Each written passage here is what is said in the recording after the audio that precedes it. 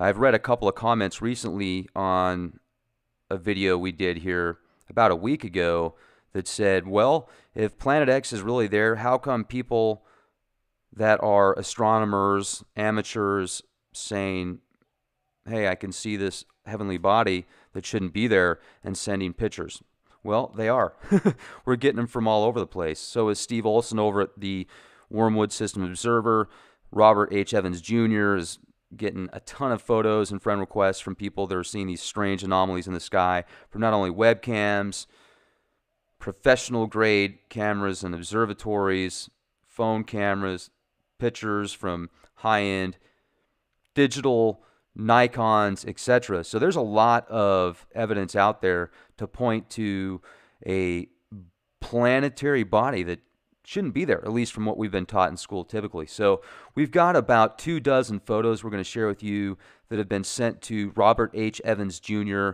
from all over the world, and they've been sent in from different types of cameras, from observatories, etc. So we want to get your opinion on this. I do my best to be as neutral as possible. I actually think that some of them are just very strange anomalies, but many people have different opinions. So would like yours here at the Leak Project.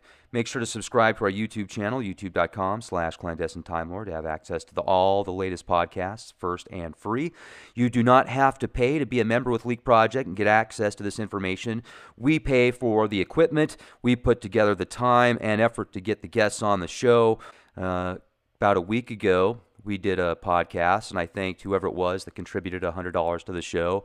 And then I read several comments after that, oh, we're trolling for money. Well, folks, we're not. If you'd like to contribute, fantastic. If not, I think you're contributing just by listening to the shows, and I appreciate that. So thank you for all that you do, everybody that has been a part of this, and we will continue to bring you cutting-edge information from guests around the world that are at the tops of their fields, that are not going to be given the time of day in many of the mainstream, brain-drain media outlets. And also, I would like to recommend, if you have some information or photographs of Planet X, please send it to Bob or myself. Guest bookings at leakproject.com is our email. And Robert H. Evans Jr. is the Facebook page for Bob here. And he's got probably over 1,000 people that help him and contribute to this Planet X Nibiru phenomenon that many people are seeing.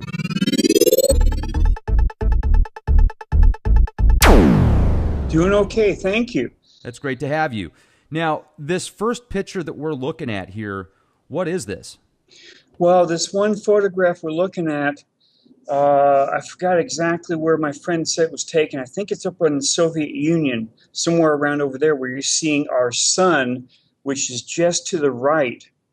And then off to the left, you're seeing another one of those moons of Nibiru. Now, you can call these things planets, Planet 9, planets of Nibiru, or moon of Nibiru. But as I've said before, we have 8 of these things in our skies right now. So we're seeing them off and on. The problem is the Earth is orbiting counterclockwise right towards them, or Nibiru itself. And these things are getting larger and larger and being seen clearer and clearer in our skies all around the planet. Yeah, I mean, that's a pretty interesting shot right there. Now, I'm going to go to the next one below it, and it looks like this was sent out by Papmelia, Australia. Yes, they're seeing it down there in their skies. Now, I couldn't get a larger enhancement of that, but that's, again, one of Nibiru's moons, planets. I mean, Nibiru is about the size of Jupiter, if not larger, so these things are about the size of our planet Earth. Now, a lot of my friends are saying, Bob, if these things are real, why aren't they affecting the Earth? Well, they are affecting the Earth. The volcanic activity has been going up through the roof. Earthquake activity has been on the rise. Our weather is really screwing up left and right, but no one's talking about this because it's in our skies. Everyone else is seeing it, but the news media will not talk about this stuff. So now you're seeing pictures from Australia, different people, down under, down the lower part. This one here is from a newer friend. You can see the sun, and at the very top of the sun, Rex, with your arrow going down just to the top, you'll see a bump right there above our sun. That's what this person took this image, and it's very clear to a lot of people who are following this that our sun is one object, and here's this other object being seen right above it. Let's see, she's from Canada, Quebec. Anne Marie. Thank you, Yes, Anne Marie. from Quebec, Canada. I hope I pronounced your last name properly. Hope we'll see more from you. Thank you. Sure.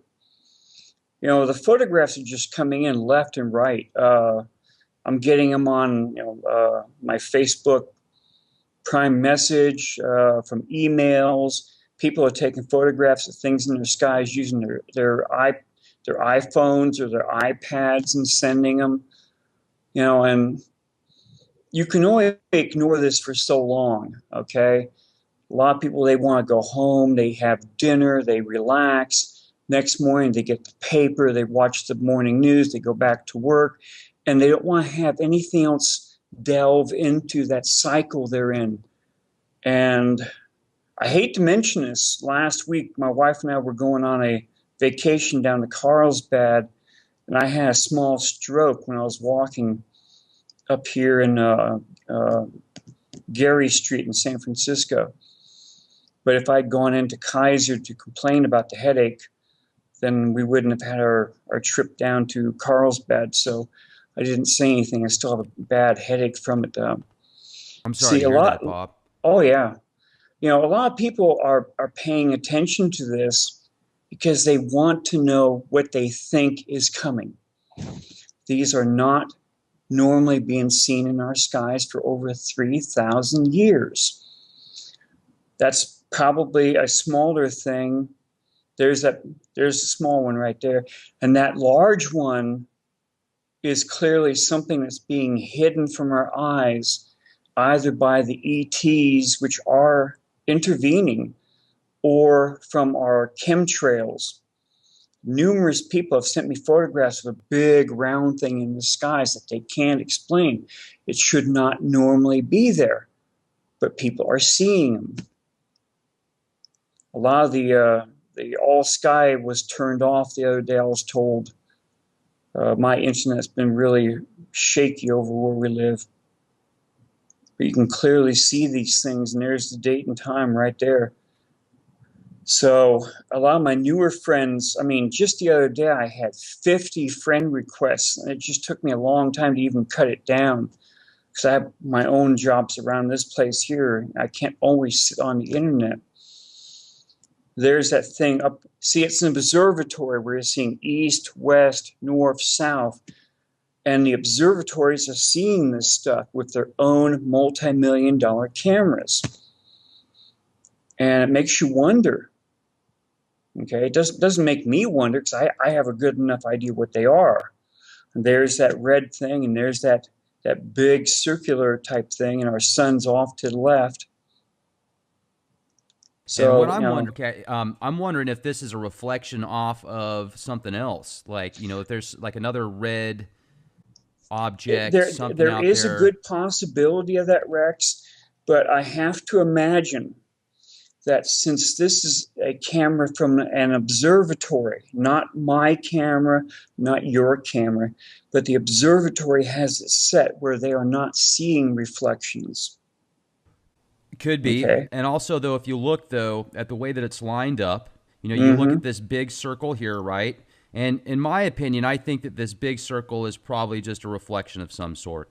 And then, and the person that took this photograph disagrees with you, which is totally fine. And I just wanted to just let me get my 2 cents in here real quick. Why I feel this way is because of the way that it's lined up perfectly. If you look at the straight line here, I've got this mouse cursor that I'm going to try and give you a reference point. The way that this is perfectly off to the right, and if you see this, like these red dots here, obviously these could be a lot bigger if these are some type of planets or comets or some type of objects, and then if the sun is reflecting that, kind of like this color right here, you see this color red here reminds me of the same red color here. So, I mean, it could very well be, like you said, some type of moon or object that's being cloaked somewhat with the chemtrails. I mean, I wouldn't put that past. I'm just looking at but but another seeing alternative. but seeing something that large in our skies fooled me at first during 2015 when other people were catching this magnificently huge thing in our skies.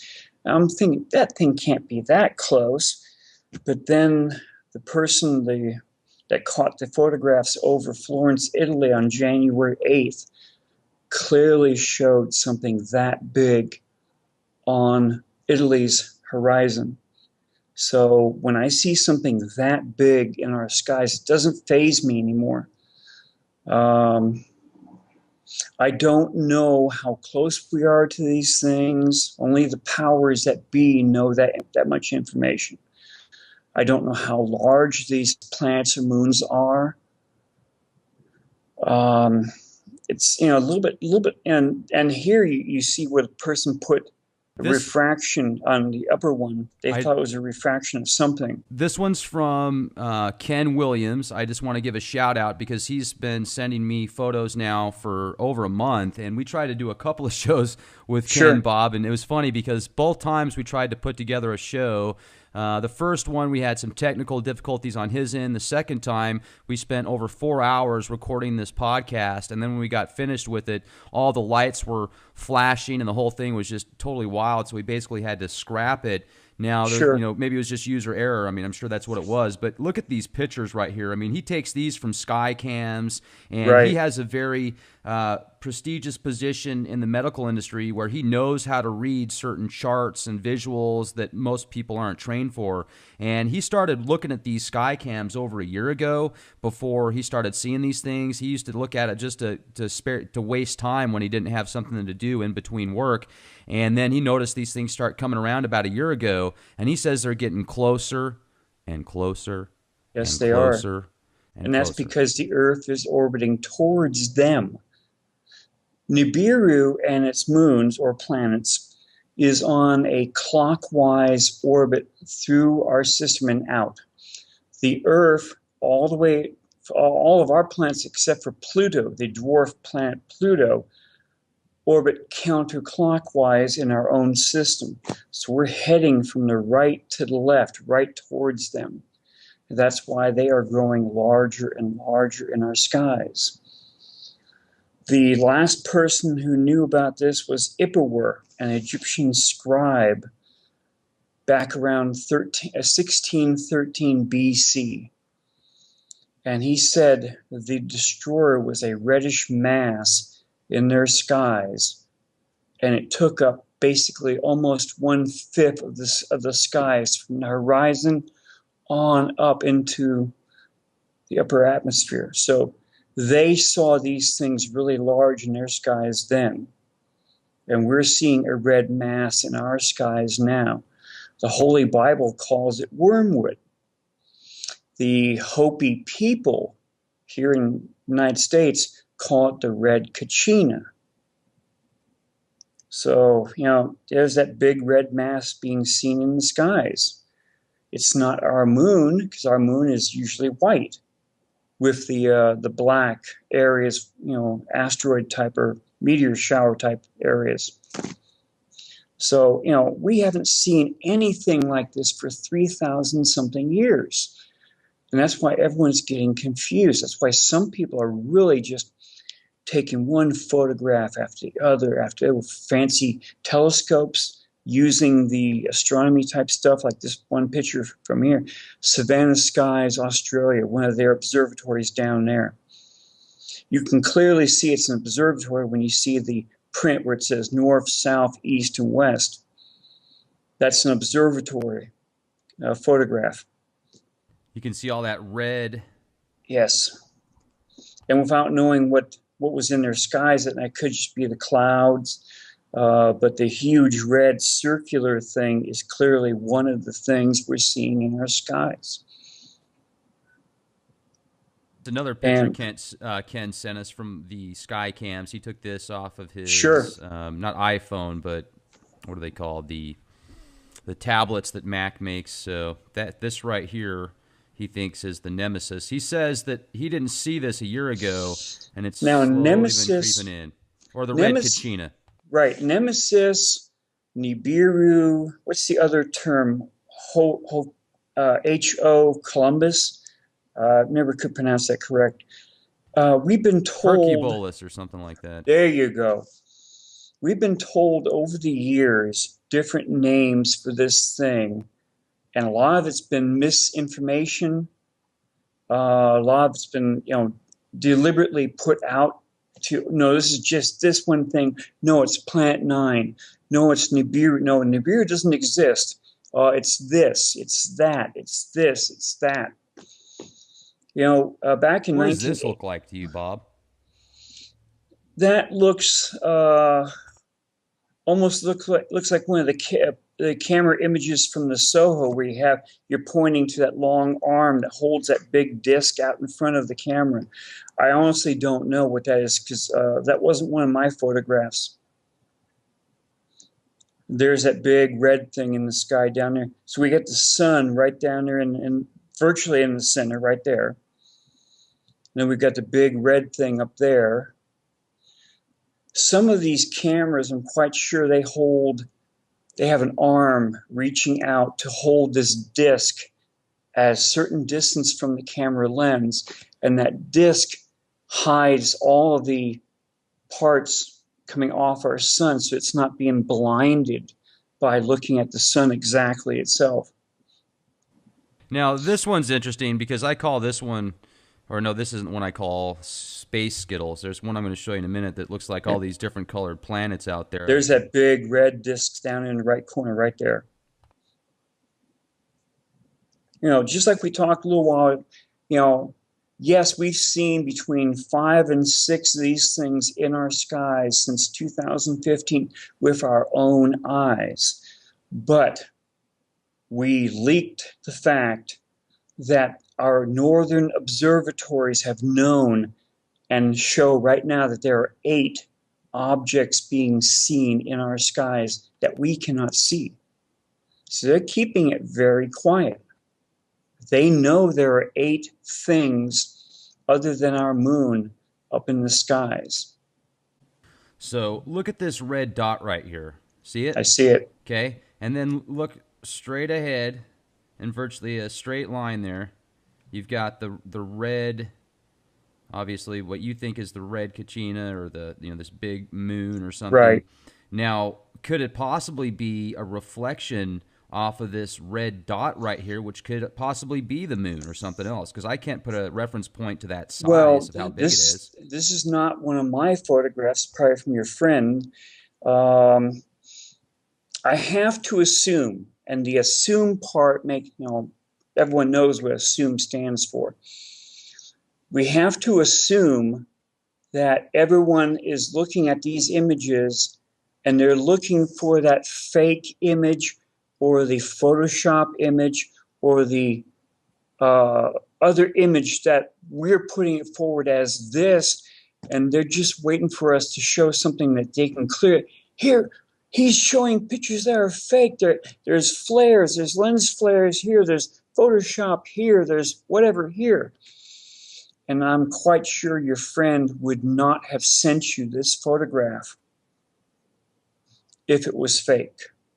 I mean, I don't think that he did any Photoshop. That's not at all what I'm getting to. Clearly this is the picture that he took off of the observer. What I'm getting at is I'm wondering if that's like a sun reflection, a light reflection off of that red object right there. I have to assume that this photograph was taken by an observatory camera because it was still showing the north, south, east, west there, that they have eliminated all those things from every photograph that camera takes. Okay? That they have looked at under times when it would have had a lens flare or this or that. Because these cameras are in an observatory up on top, and they have to make sure these photographs are spec perfect. Otherwise, why have it there if it's going to be affected by this or that or this or this? And In this picture here, if you look at the sun and you look at all the stuff around it, you can tell a lot of this is lens flare, right? I am not a photographic expert, so I cannot tell you one way or the other. I would be lying. So, and then I'm looking at this red, the red anomaly down here again, and I can see if you look straight above it, there's this red mass again. Just right And there. yeah, Now if you had the camera in your own hand, you could move it right or left, and you could see where possibly a lens flare was. This being a stationary camera underneath a dome in an observatory, I can't answer anything beyond that. what I can say though is it's certainly a strange anomaly, and it keeps coming up about the same size, and it's Right. coming up multiple days, different observatories, different cameras, Mm-hmm. different people. So, and one thing that's staying the same is about the size of it. I mean, it's Right. staying the same. So, I mean, there could be something there. I'm just trying to look at this as analytical as possible. And And, I understand it completely. now let's go to And this. I'm actually thankful you do this stuff because of the fact that we were just sending in photographs to you with no warning or any idea how they were taken. Then it all comes back on top of you. So I'm glad you are. Is this real, Bob? Is it not real? Well, I mean, here's the thing: is we gotta be, because there's been pictures that I've gotten before that I looked at first and I said, that's pretty freaking cool. And then I've done some research into it, and there's been several pictures that I found, and I've been able to debunk them personally. Sure. So as Now, I think that's now, one thing that I might do here one of these right, days is do a show on all of those pictures that look so cool, but you can show, hey, no, it looks good and people had the right intents. They weren't trying to put a veil over anybody, but what they didn't know is this is actually an anomaly that causes that to look right. like a planet. But here's a pretty cool picture too, Bob. Look at this Now, one. this one I'm a little bit leery of because you have a Nibiru right there with an arrow. Nibiru orbits between Jupiter and Mars, and it's supposedly about the same size as Jupiter. Now, any of us looking up into the skies will see a little tiny dot showing Jupiter. Okay. Okay. Now, supposedly, Nibiru has swung down through our system at about a 35 to 40-degree angle, has already gone around our sun, and is on its way out at this point in time. So, pointing to whatever there, I honestly don't know if that's what we're seeing. I am not a expert on this. So, when you show something that shows star patterns from whatever program, I know a lot of these programs were deliberately screwed up on back in 2007, 2008, where they actually had a part of the sky blanked out. Microsoft Worldwide Telescope was really bad for that. So was Google Earth Sky. And all the other programs had the same thing. So now they're showing where things should be. Now, okay, back in 1983, NASA's people said they saw something with the IRIS infrared satellite well beyond Pluto, and they said it was 4 to 8 times the size of our Earth. And the scientists finally came in and they said, no, no, no, these guys didn't know what they're doing. They shouldn't have caused a news conference for this. And they pulled all the stories. And now, all of a sudden, within the last year, we've got, hey, here's Planet Nine. It's real. It's coming in. But we won't see it for 10,000 years. And it's between 8 to 10 times the size of the planet Earth. I'm sorry. They're all playing with the same information. They knew this stuff was coming in. We are seeing 8 things, whether they are called planets of Nibiru or moons of Nibiru. They all have different colors to them. and we're seeing them in our skies.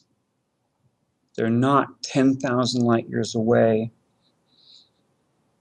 They're here. How close are we going to get to them?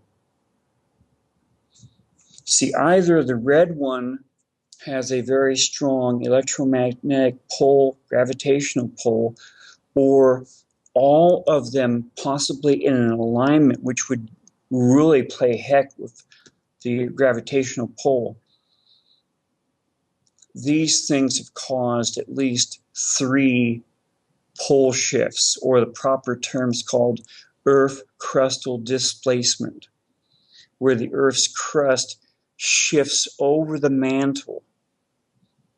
Okay? Where the Earth's crust is a very thin crust compared to the rest of the planet Earth, and the mantle, then the inner core, is underneath and they're liquid-like. So the hard crust can supposedly, in theory, shift over the mantle. And that's what everyone, or at least Norway, China, they've all been preparing for, because they think the continents are going to be in new positions. In the movie 2012, the new North Pole was up in Wisconsin, United States, but it also caused a magnetic pole reversal, which the scientists said, no, that's the South Pole now. And that's why the Chinese built all these huge cities, fully ready for everyone to go into, but they're being kept abandoned. Everyone's being forcibly kept out of them. That's why we've been putting M1 Abrams battle tanks up in caves up in Norway and all the other equipment to back them up, because they know Norway will be on the other side of the earth, will be nice and relatively warm instead of being frozen. That's why they built the emergency seed vaults where they did, because that also incurs a possible flood. And if fire from the sky comes down, just like the Bible said it did, just like Ippur said it happened, then they have all the seeds to replant everything around the planet Earth. New World Order. The New World Order loves you. Give your soul, just take the microchip and you'll be fed well. Yeah, right. Now, everyone is saying there's going to be a debris field in the Earth that's going to be swinging right through it, because the planet Nibiru, it probably has debris right behind it, right alongside it, in front of it. And so should all of these moons, because their gravitational pull, as they swing through space, they drag all this stuff with them. Now, during the Exodus, which was 1613 BC, Ippur, just like the Holy Bible said, a huge amount of rocks were falling from the skies, and they were destroying almost everything they were hitting. Mosai of China said the same thing for the same amount of days, usually about 10 days, when all these rocks came down out of the skies. So yes, we will be going through the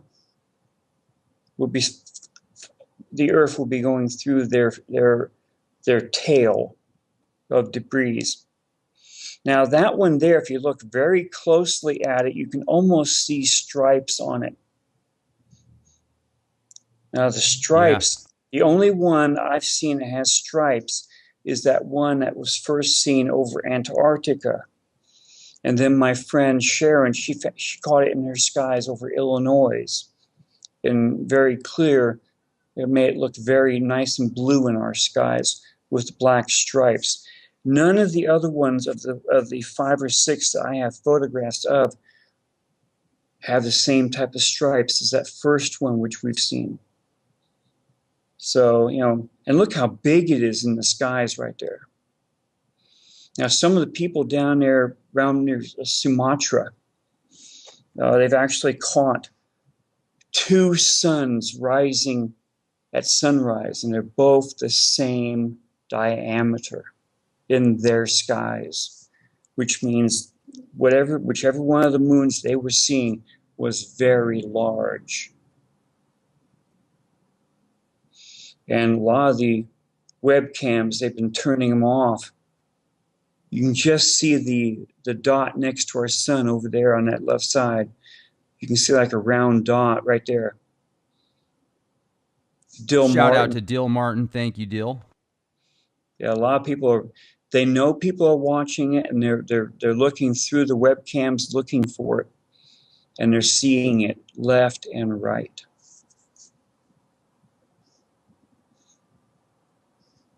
That one's from Dawn Hall. She's up in Washington State, and she has a really fancy camera which can see into the infrared band. And the next one down is where she inverted the photograph, seeing that here's our sun, and there's that black dot just down below it, slightly to the right, right there. When you invert a photograph, that eliminates any lens flare. Because lens flare would be eliminated just by inverting it. So that shows a very strong thing where that arrow is pointing to right there. And then she jumped it up to the enlargement just to the left, right, of that photograph right there. You know, you got some really nice, good people out there that have the cameras, they have the program. Now, Dawn Hull, she has had the Men in Black check out her. She's out in the boonies up there and she's actually had her computer taken down several times or her internet taken off. Now, she has a really big dog, and the dog is always seeing something in their backyard, and it's gone after it several times. But she stayed with this, just as I have, even though what she believes is happening.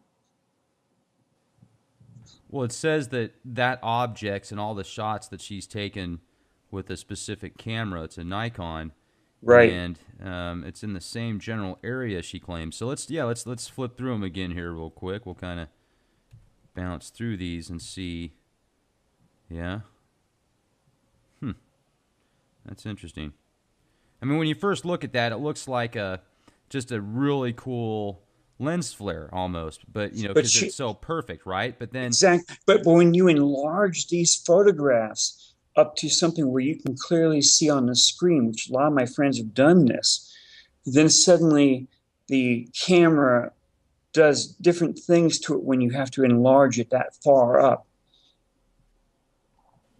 It's an icon from the fifth dimension.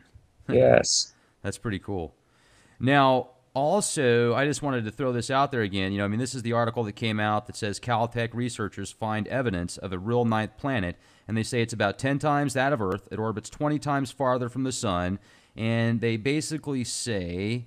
Which is almost exactly what the scientists said back in 1983. I tried to get these guys on the show, Bob. Sorry to interrupt. I tried to get these guys on the show, and they haven't got back to me. And I've tried sending them emails, and they haven't got back to me either. Huh. Maybe the board got them. Or maybe they're just told to say this much and don't mention anything further. Exactly. You see, back in 1983, the scientists said the thing was between 4 to 8 times the size of the Earth. And NASA knew in 2009, when they leaked information, that the Nibiru would be 20 astronomical units away from orbiting through our solar system on December 21st, 2012. And that's why no one saw anything at the end of the Mayan calendar. And my astronomer friend said, no, you're going to start seeing this about December of 2014. And that's when all the photographs started coming in. And now one of my friends has said that this thing will be very clear in our skies by June of this year. Now, these things have gotten larger and larger in our skies. And that's because of orbital paths. The Earth is orbiting right towards Nibiru or these moons, and they're showing up clearer and clearer in our skies now, no matter what the chemtrails are trying to hide it with. And too many people are sending in photographs like that one right there, showing that big striped moon. And that thing is larger than our moon in that skies. I want anyone who sees this stuff to try and be prepared for it. When you're prepared, you will not freak out and panic. Because that's what the governments around the planet are actually counting on. That the population will start to freak out, panic, and then they'll be able to use martial law or martial law type laws against them. Now, one of my friends says to be prepared for this. No ifs, ands, or buts. If you're prepared, you have a fighting chance to be a survivor. Now, this thing has come through 3 times already now, and only those who survived were prepared for it. Now, I think I sent you one of the contacts over in Japan. They make these orange balls which can hold up to 4 people. And they built these things after the large tsunami they had a couple years back. And I'm not trying to push this Japanese company's things, but if all you have is a couple moments notice to get into something that will float, then this thing has portholes, it has vents, it has a weight on the bottom part so you won't go rolling down like inside a huge bowling ball. I don't know how much they cost, but anything that can save your life, either by being a flotation device or something. Because I'm not surprised I'm seeing numerous things showing up on Facebook now saying, this is when the world ends. This is when the world ends. This is what's going to happen. I hate using dates because when that date doesn't happen, then I'm just a liar. Period. No ifs, ands, or buts. Well, that's good. I don't that you know say what's that. going to happen. Okay, I can only go by ancient tales of what happened the other times this thing came through. The Hopis said that the third Hopi world ended by water. That was Noah's flood. Okay? And that happened about 12,900 something years ago. Okay? Zaya Sudra's flood, if you listen to a different type of person. Then it happened again, but only partially during the Exodus, because during the Exodus, Emperor said that all the stars moved to new positions in the skies. The sun and the moon rose and set in new positions. That's a pole shift, Earth crustal displacement. The Hopi prophecy said that at the end of the third Hopi world, this thing also caused the Earth's rotation to reverse. And they're hoping that now at the end of the fourth Hopi world, it will reverse where it was back to its normal rotation. I don't know what the other Native American tribes have to say, and very few of them mention any of this. So all I can do is go by ancient tales from the Chinese to the Egyptians to say this is what happened during this last time. What have you heard from the Chinese? Mosai of China, in his book 5, said that for almost 10 days it rained rocks and sand from the skies. There was a time of intense heat, It caused many forest fires all over China. And then there was a time of intense cold, which they couldn't explain then. They said 3 gods came down and aligned themselves one warlord. And to punish the other warlords for not bowing down, this is what they supposedly brought down on everyone. That was from roughly 1600 BC. The ancient Greek island of Thera erupted and exploded right around 1613 BC. So that's a 13-year ballpark time to go from what Ipuwer set down to what Mosai of China set down. That's just too close, right in there. Ipuwer said volcanic ash was falling all over Egypt. Then when the pharaoh, which was a Hyksos pharaoh, not Egyptian pharaoh, when the pharaoh caught up with them up in the saltwater marsh, the pharaoh's troops went after the Hebrews, because Ipuwer says, and he uses the word Hebrews, Kebews. Now, when you try and translate this thing over and over and over the years, that's where they put down what I call Hebrews, Kebews. The Hyksos were a Canaanite people which came into Egypt during the 12th Egyptian dynasty, took over the upper part of Egypt up by the Nile Valley until the end of the 17th Egyptian dynasty. Akhmos and his brother were Egyptians from Lower Egypt. They kicked the Hyksos out of Egypt, and the Egyptian army chased the Hyksos up towards what's now Jerusalem. So, were there 2 exoduses, the Hyksos and the Hebrews, or was there only one exodus because they were both one and the same? Ancient history does not define one versus the other. They say the Hyksos were a Canaanite people. So I'm not trying to say one or the other. I'm just trying to say what ancient history says these people were.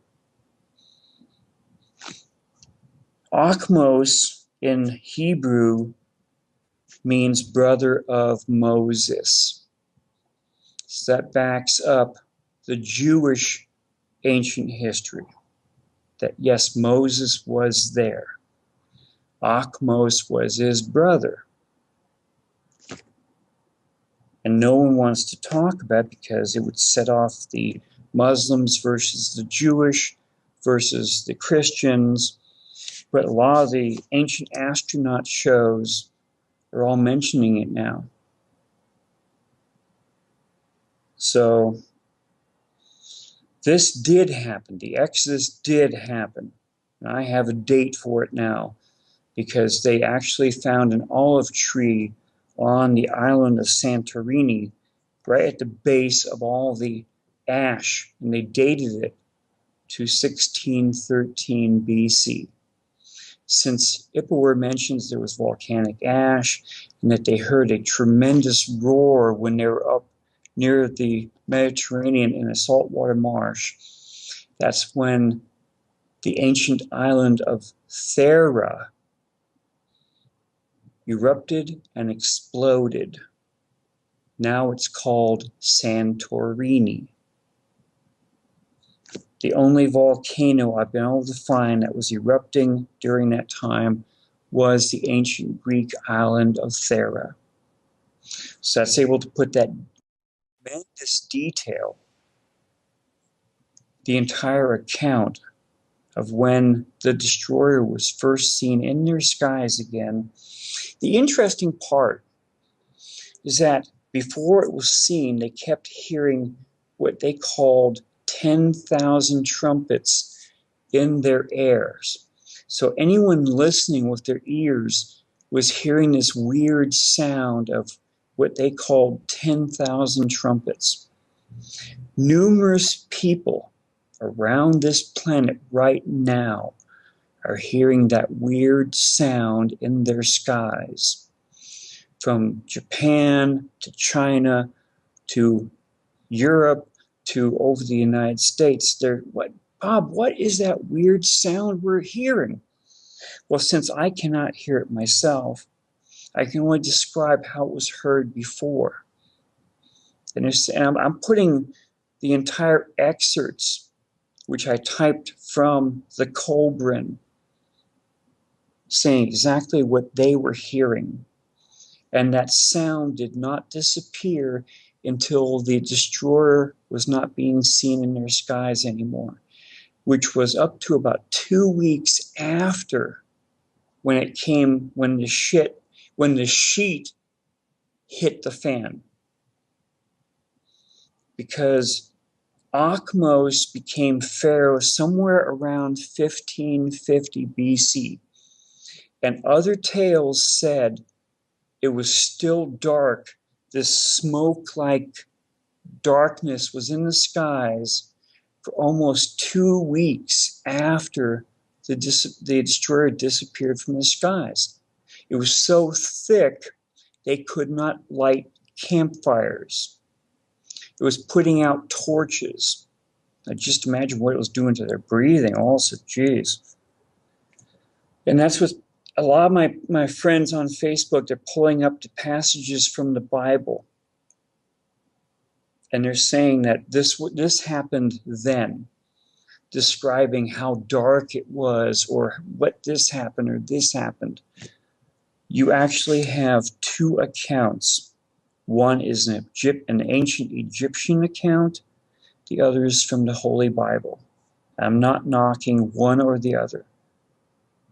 Being a researcher, I have to walk a very thin line on that sword. Here's the ancient account from the Egyptians, here's the Holy Bible, and they virtually match as a carbon copy of each other. Seems like there's a lot of parallels now with... There are too many parallels. Too many. You know, if you're one of those people that likes to put a thumbtack up on a big cork board from each account, they point towards something coming up.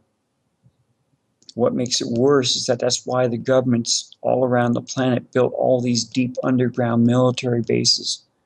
And these bases are about 2,000 feet underground. Georgia Guidestones said very clearly, never let the population go above 500 million again. That points to a 95% depopulation of the entire planet.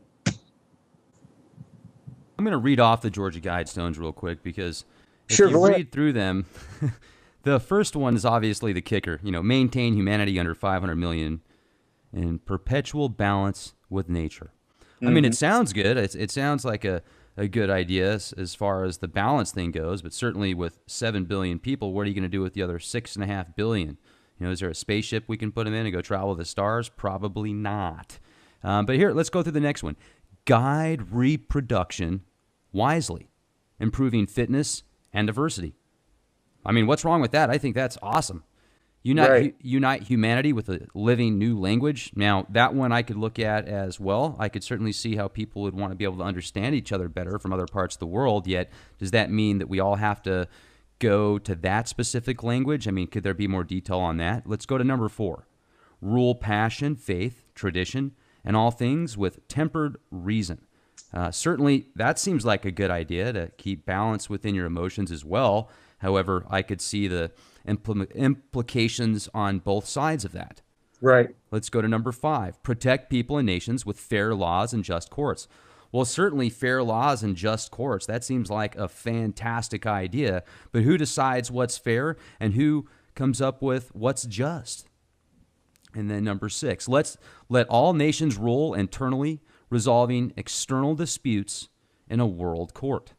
Well, that sounds world like court. That sounds like a lot like the one world government right there. And there will be one.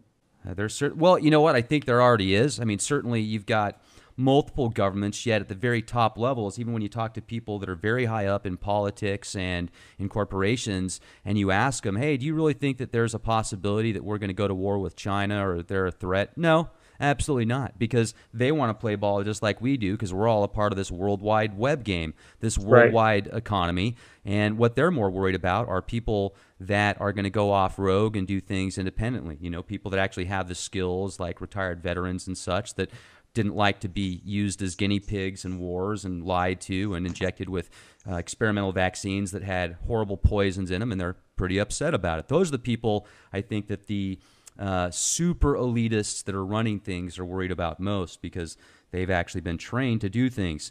Now, let's go to number 7. Avoid petty laws and useless officials. Well, hey, let's make that number 1, guys. Let's do that as the number 1 agenda. Avoid petty laws and useless officials. That would take away about 99% of the rules and regulations out there right now, in my opinion.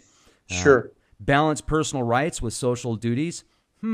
Well, what do you mean by balance personal rights, and what are your social duties? I'm not sure about that. Prize truth. This is number 9. Prize truth, beauty, love, seeking harmony with the infinite. Well, I mean, gee, that sounds like the key to the kingdom right there. If truth is genuine, if beauty, love, and the harmony with the infinite, divine providence, I mean, that sounds fantastic. Yet, who is their infinite? Who is their harmony that they want to have with? And then number 10, be not a cancer of the earth. Leave room for nature. Leave room for nature. Now, once again, I think that that's a good idea. I mean, certainly a lot of people are very wasteful, and if you look at a lot of the damage we've done to the earth, it's because of corporatocracy and this overzealous thinking of we can just consume and not give back. I mean, if we keep going the way that we are, what is it going to be like for our great-great-great-grandchildren on this planet, you know? So, I mean, definitely we got to think about those opportunities. However, I feel that those technologies already exist, Bob, and they're being suppressed by those that don't want that information being out there. I mean, here's another thing. Ladies and gentlemen, think about this. If you had free energy, how much more control would that give you? If you didn't have to rely on utility companies to provide power for your appliances, your heat, and everything else that you do that needs power, it would certainly give you a lot more freedoms. I mean, think about the ways you could drive and get from point A to point B. Let's look at the military applications. If there's free energy, just think of what certain tanks and other weapons or automobiles or airplanes or jets could be doing without having to refuel every certain amount of miles. I mean, it could just change the entire globe. So all of these things sound great. It just seems, except for the first one, obviously, and there's some ones in there that make you go, but what we need to do is just be aware of what's going on. And that's why it's great that, Bob, you've got such an awesome network on your Facebook page, Robert H. Evans Jr. If you guys have information about Planet X or this binary star system, please send it in to Bob, because he will make sure to get back to you. And he's just got an entire network now, an armada of people that are working together trying to expose this information. So I appreciate everybody joining us tonight.